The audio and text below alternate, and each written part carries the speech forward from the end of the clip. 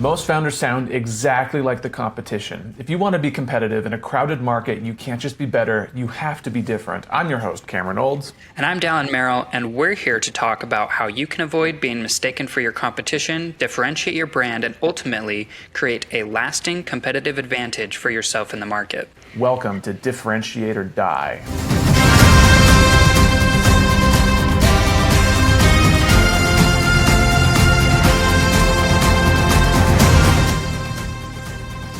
This episode of Differentiate or Die is brought to you by MessageOS. And by brought to you by, we mean written by. If your team describes your product 10 different ways, your product is no longer differentiated. It's confusing, and so are your customers. MessageOS helps big teams keep every sales deck, social caption, and support reply on message and on brand. Clear, consistent, differentiated. Every time someone talks about you. See how it works at protagonistcomms.co. Okay, I might be a little obvious with this one, Daryl, but I think it's a good question okay. Either way. Have you ever heard of data enrichment before? Oh, yeah, data enrichment? No, not at all. I have. Not at all. Well, I mean, kind of. Data cleaning, some of those things. Data enrichment is not something I've talked about before. Yeah, okay. So, data enrichment is kind of a fun thing. We're going to be talking about we're going to talk about that product category today, data enrichment, specifically for marketing and like go-to-market teams. So I think so far as I've looked and so far as I understand, I've not used any of these before, so it's kind of an interesting thing. But so far as I understand, data enrichment is you have some data, you have like a baseline like list of leads and contacts and stuff like we have in HubSpot, right? But let's just say you're starting out and you only have a first name and an email. We've actually run into this with a friend of ours who we're working with right now. We only have we only have an email, but we don't have a first name or a last name. We don't have a phone number. We don't have an address. We don't have any of this stuff, right? We just have an email. Data enrichment comes along and it has like this massive database of stuff. So you can plug your stuff in, the information you have, like the email, the first name, last name, whatever, and it will enrich the data with any other bits of information that it knows belong to that contact, depending on what information it has. I believe so. Interesting. Yeah, that's why I've never heard of that. That's nothing I would have ever covered in my business classes. I mean, maybe in marketing, but it's like, I don't know. My marketing classes were not geared towards that. It's definitely not something that I'd looked at before. Kind of an interesting thing, huh? Yeah, that's super interesting. I mean, I'm assuming you have to pay for the service. You're not just getting data for free. One of the companies we're looking at today has a freemium version, so you can, but it's limited to credits. But essentially, go ahead, sorry. Yeah, no, you're good. I'm thinking of companies that like have a lot of data, and I mean, to me, they're like Qualtrics. Nope. Maybe? Nope. I doubt you've heard of any of these. Maybe you have. I'm not sure. Okay. But it's not Qualtrics. Want me to tell you? Yeah. Okay, here we go. Ready? We're going to look at Clay and Freckle. Interesting. Yep. Nope. I have never, ever heard of them. Where do they get their data from? I don't know where they get it from. But the whole idea is, you take, the process is take data you already have and you make it more valuable or enrich it by adding missing details or context from external sources. So I'm not sure where they get their data from. Maybe they buy databases, they buy it from data brokers, they scrape on their own. I'm not sure where they get it from. But today's going to be an interesting exercise. It'll be cool. Let's start with Clay. Clay is the biggest of the two. So if you go to clay.com, this is what you see here. The H1 says, go to market with unique data and the ability to act on it. Then the H2 says, bring AI agents, enrichment, and intent data together and turn insights into relevant, timely action. First thoughts, Darmero. What do you think? I love their branding. Kind of fun, huh? I think it's really fun. Yeah. Go to market with unique data and the ability to act on it. From what you described, it's a little confusing to me. Like I don't with that title, it's a little bit confusing what they actually do in comparison to what you explained they do. Maybe we could keep scrolling. Let's keep scrolling and see what happens. Yeah, let's keep scrolling. So the first H3 says AI for enrichment, intent signals, and automated go-to-market workflows. So it's AI enrichment, intent signals. And by intent signals, they mean like someone who's clicking buttons on your website or someone who's interacting with your posts. Signals that would tell a marketer that someone's interested in you and to what degree they're interested, right? Yeah, okay. So AI for enrichment signals, let's keep going. The next one says every go-to-market data point imaginable in one place. Then we go down, access premium data from 150 plus providers and integrate it with go-to-market tools your team already uses to act with precision. So it says enrichment, identify new leads, score accounts and contacts, personalized outreach, intent signals, AI-led research, all that stuff. Then they have a case study with OpenAI. Kind of interesting. Okay, I feel like it's actually pretty good. I think my confusion stems from not working in this field very much, probably. Could be. Now that's a fair thing to point out as well.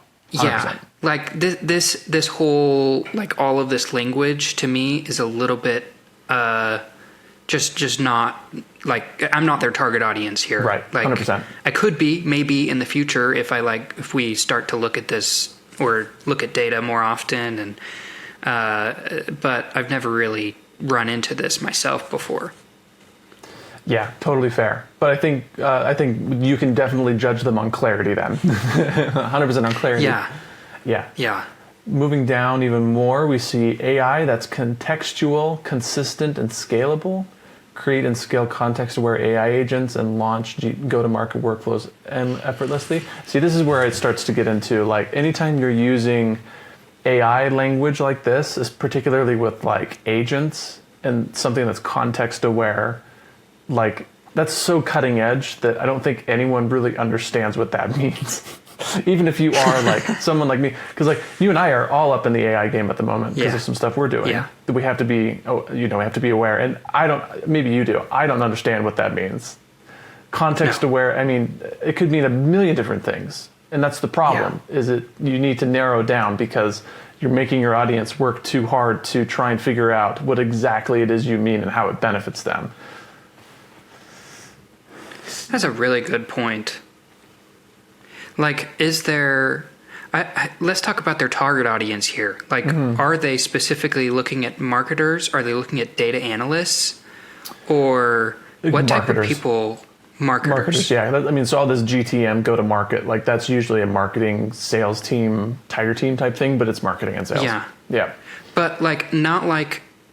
They're not looking at a small company like us either. They might be. Who knows? I mean, probably not. I think this is when I think something like Clay, like data enrichment, is probably only useful when you already have a pretty significant list. But you could, yeah, for sure.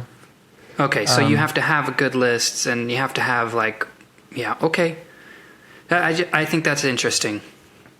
Yeah, orchestrate and act on your data at scale. So bring together every enrichment source, intent signal, and CRM record in Clay, then trigger instant action. So, over here on the side, we're seeing some like UI mockups, some like pipelines of find people, enrich the leads, embed them into a campaign, and all this stuff. So it looks like you can automate based off of things that happen inside Clay. So there you go. So yeah, and then it's just a little bit more features and stuff like that. Oh, then there's this one. This is interesting. Consolidate your go-to-market stack to save time and cut costs securely. So you then keep all your data on Clay as well? So you like almost transfer it all? I have no idea. They don't say. Not that I've seen anyway. I imagine they enrich it and then it goes right back into your CRM. So I don't think so. Yeah. Okay. But I just want to look at clarity here. Not necessarily how it works, but Yeah. Anyway, what are your thoughts so far? And they have a bunch of testimonials. Wow, this one's actually really hard. Because I feel like to the right person, this is probably really clear. To me, it's not. Pretty esoteric. Yeah. Which could be good, maybe that's where they want to be because it's market lingo. Even though, well, hang on, tell me what you think of this. Even if it is market, like in market jargon, like market speak, is it still beneficial to just not speak in market speak and just say things as clearly as possible, get rid of the jargon as much as you can? Well, does that decrease your validity? Probably not. Like it's not like you have to speak in big words for people to think you're legit. Especially with like your main headlines, like with your main headlines, maybe in the details, the subtitles, you can be a little more detailed, a little more jargony. With your main headlines, you should probably be being more clear for anyone. Yeah, I think I agree. Yeah. I think this is the cardinal sin of marketing. This is the sin that everyone commits in marketing, is they assume that marketers assume that their customers speak their language. They assume that every word that they say, it makes sense to people because they think that these customers are already familiar with market language and lingo and jargon and all that stuff. And that's such a cardinal sin. It's a deadly sin because you end up just confusing people because you're using big words that they probably don't understand, and you're using them in the context kind of like you, where you're just like, I don't really know what this means, Yeah, I think. And like I would expect to know a decent amount of this. Like I've done data analytics before. Like I've had several classes in my like undergrad and my master's program, like in business. Like I've had marketing classes, so it's not like I don't understand any lingo at all.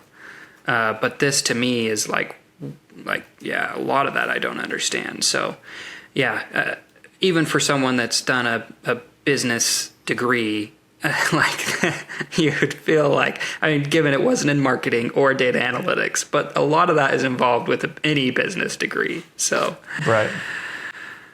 Oh man. Yeah, I agree, Cameron. I think they need to really ramp up the clarity there. And I didn't see any problem language. I would have loved to see a little more story branding framework inside of there to entice them to, because I think that's a big part of clarity. That is clarity, right? Right. So would have loved to seen a little bit more of that as well. No, I totally agree. Everyone misses out on problem language, which goes back to something we always say, which is that solutions without problems are boring. Like no one cares about your product unless it solves a problem that they have. And so if you were to follow that logic, you should always just lead with the problem that you solve. Agreed. It's a great way to just separate the wheat from the tares. The people that are interested to the people that aren't interested. You just got to always lead with the problem. And so many people don't include problem language at all. Yeah. Are you ready to see Freckle now? Yeah, let's see if they're differentiated. These are fun names and logos. I like these today. Okay, so if you go to freckle.io, this is what you're going to see. Here at the top, it says, the data your CRM's been missing. The H2 says, Freckle sits on top of your CRM, auto-enriching every record coming in from any source. Ask for any attribution you can imagine, and our AI agents will scour the web and 40 plus data providers to find it. So you asked earlier where they get their data. Holy cow. Yeah. Way better. There you go. Really? Okay, so how come you like it better? Unpack that for me. Oh, yeah. This is so clear. Like, CRM is not a hard word to understand. Like, most people know what a CRM is. And it's saying that there's data missing in that CRM.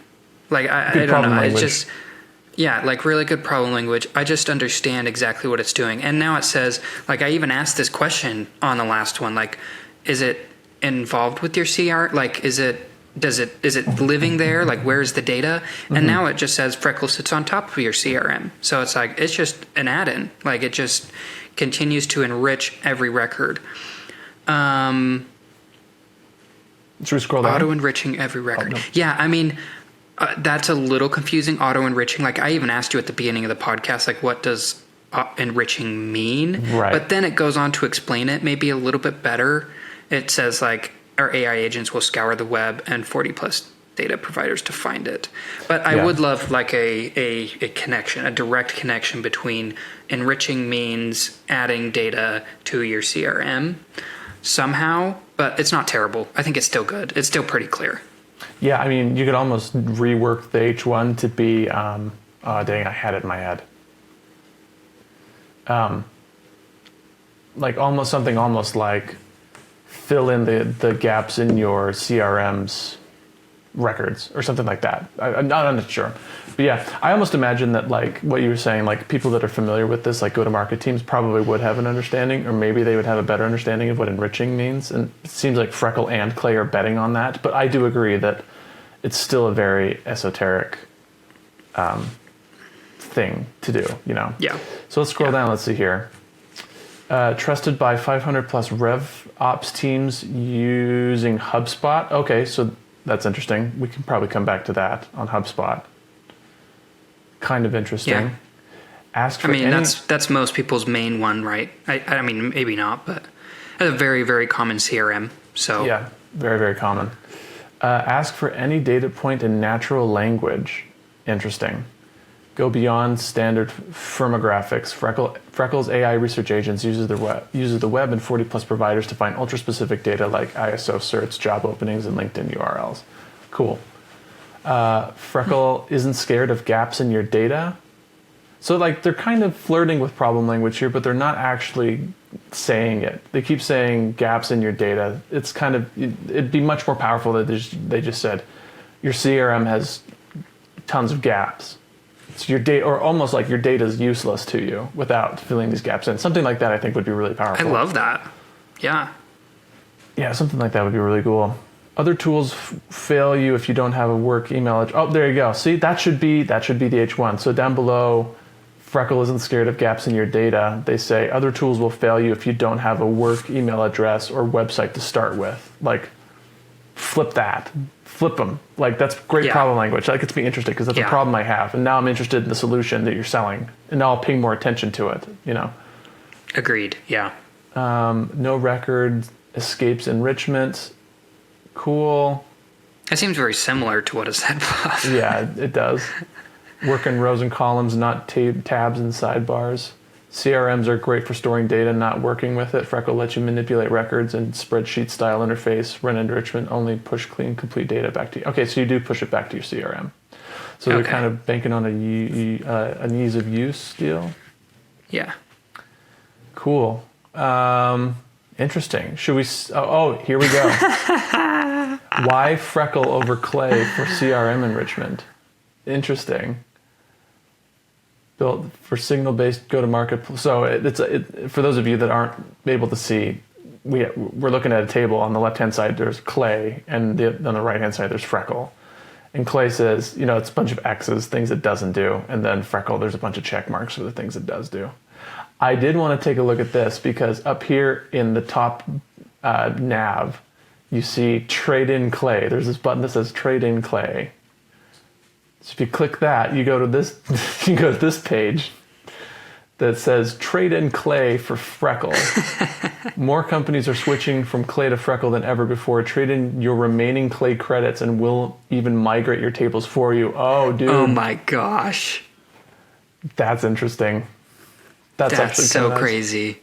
I love that. You know what it reminds me of is like phone companies. Like, you know how phone companies do that all the time when they say, hey, like, you haven't paid off your phone yet. That's okay. We'll pay off the rest of your balance on your iPhone as long as you switch over to us. Yep. So it's so similar to this as we'll take your remaining Clay credits. That's so fun. That's so fun. Isn't that great?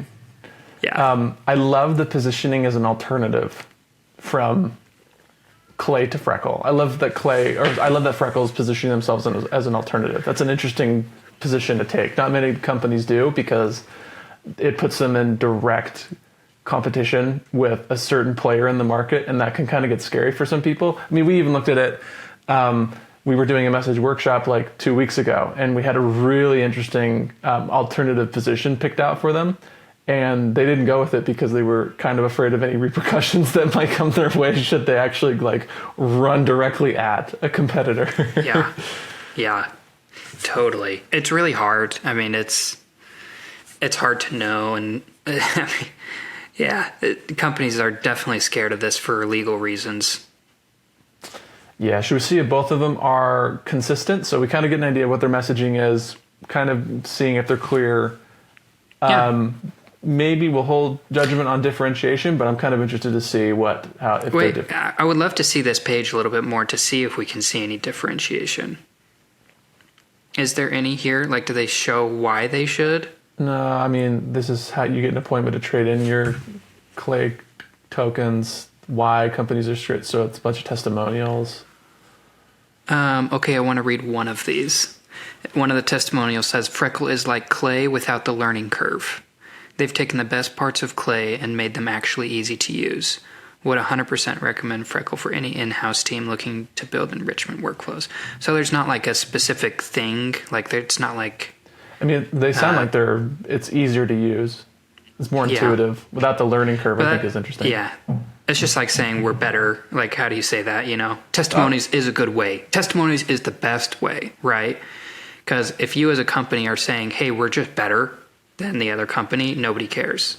But if somebody else is saying that about your work, then that's great. That's fine. That's really good. No, I mean, kind of. Like, it's still a weak position to just say you're better, even if your customers are saying it, right? Yeah, but it's better than you saying it, right? Like, that's way better. And I guess the reason it's still a tenuous position to take is because I'm sure that on Clay's website there are testimonials saying that Clay is better than Freckle. So it's still an subjective thing that they're... Yeah. Is very true. Yeah, good point. Can you go back to their main? I want to see what the Freckle versus what we were looking at with the Freckle versus Clay. These X's. So maybe we don't understand this, but Freckle says it's built for CRM and GTM data enrichment, where Clay is built for signal-based GTM plays.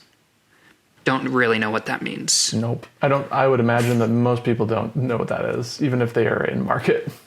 Yeah. CRM integration for all users, and Clay is CRM integration only included in plan. So they're cheaper. That's all that's saying. Yep. And then the last bullet point says, simple natural language setup gets you started right away. And Clay says, expect a steep learning curve or help from an agency. Okay, cool. So, I mean, the natural language setup seems like that could be interesting. An interesting differentiator. That you can interact with all the crazy data just by the same way you interact with ChatGPT. That seems like that could be interesting. Yeah. I just wish they said it more frequently. If that was the true differentiator, that should be up here in their H1. Yeah. That should be up there in their H1, for sure. Yeah, I think so too. Okay, here is Freckle's X account. Oh, dude, see? Here we go. The Clay alternative built for non-technical users. Interesting. Oh my goodness. Can you share that screen? Oh, dang it. Sorry, dude. You're good. No, I love that though. Freckle.io. Okay, here's the screen. Yeah, so in their bio it says the Clay alternative built for non-technical users. And they say it up here in their header image as well. See, that's a cool position to take. For non-technical users, I wish that, I think that's good, that's clear, but I wish they would maybe even say natural. But people might not know what natural language is either. Okay, I think it's good. It's really interesting. It's cool. Me too. Like, that's the most as far as differentiation goes, that's the most I've seen. Explain what you think's different about it. They're not going after, it's a different target audience. Yeah.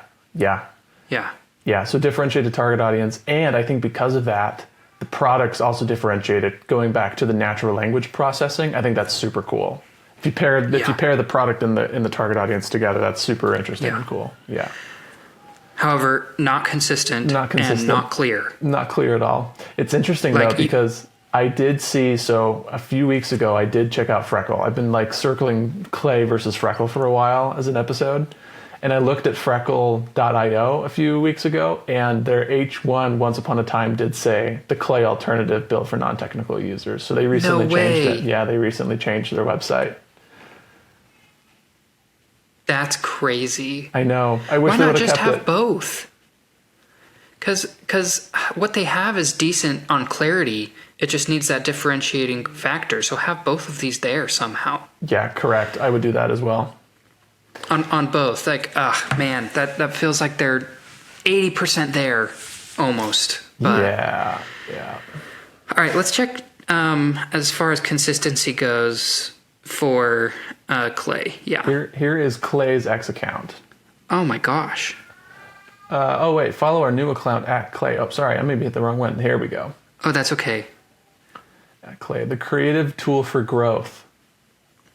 Every artist has a medium. Go-to-market has Clay. So that's just confusing as frick. Yeah. Yeah, that's not good at all. Yeah, this is so bad. They took two steps backward here because, one, it's not consistent. This messaging is totally different from what they have on their website. And two, I think it's dramatically more unclear. Yeah. Okay, Cameron. So it's time to take these two companies and review them and give them a score. I want to explain we're doing a new scoring system today. I'm really excited about it. Me too. It's good. Hopefully it's a little bit easier. Yeah.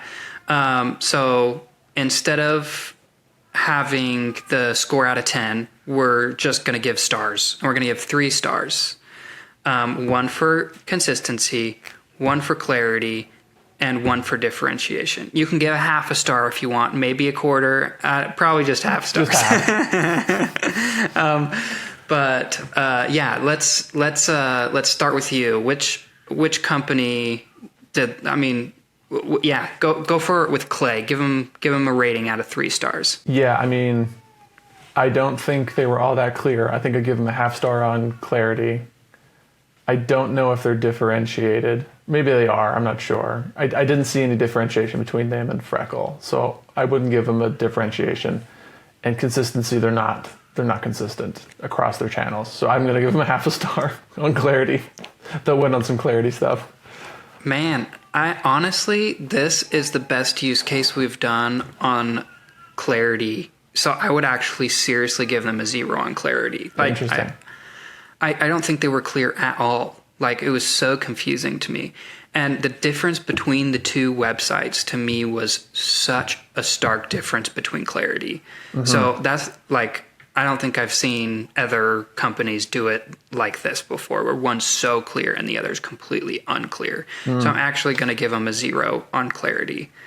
And then I'm going to give them a, 0 for no stars at all. They didn't get any stars. No stars at all. They're starless. They're starless. For Freckle, I'm going to give them, I think they are differentiated. I think they're differentiated in target audience and product because they're looking for non-technical users, and I think the natural language interaction is cool. So I'm going to give them a 1 on differentiation. I think I'll also, I'll give them a half star again on clarity. I'll give them a half star on clarity just because I wish that differentiation came to the forefront more on their website. And then as far as consistency goes, I'll give them a half star. So I think I'll give Freckle 2 stars out of 3, just because the consistency is almost there. It's there on their X account twice, but it's not there. It used to be there on their website, and it's kind of there below the fold, but it's not 100% as the Clay alternative. I wish they would have kept that. So I'll give them a half a star. So 2 stars for Freckle. Yeah, they are different because of target audience. So I'm going to give them a star. Good job. Consistency, yeah, they were, and now they're not. So I would say a 0 star for that. Like, sorry guys, you weren't consistent. But for clarity, I'm going to give them a full star. Yeah, because the problem wasn't clarity for me. It was a little bit on their X account. But I think that's a problem with consistency, not with clarity. So I'm going to give them 2 stars out of 3. Well, there we go. There's an interesting case study between the two of them, and an interesting case study on alternative positioning. Really, really interesting. If you are in the go-to-market space and you are trying to compete with Clay and Freckle, but you're worried that you don't have anything that's going to differentiate you, or you don't know how to explain yourself clearly, go to protagonistcomms.co. Order a free message audit. We're going to take a look at all of your marketing assets and collateral. We're going to grade them using the StoryBrand framework, and we're going to tell you whether or not you are actually differentiated, and you're going to have actual insights. You can enrich your messaging. You can enrich your messaging with message audit. Go to protagonistcomms.co. We'll see you there. I love it.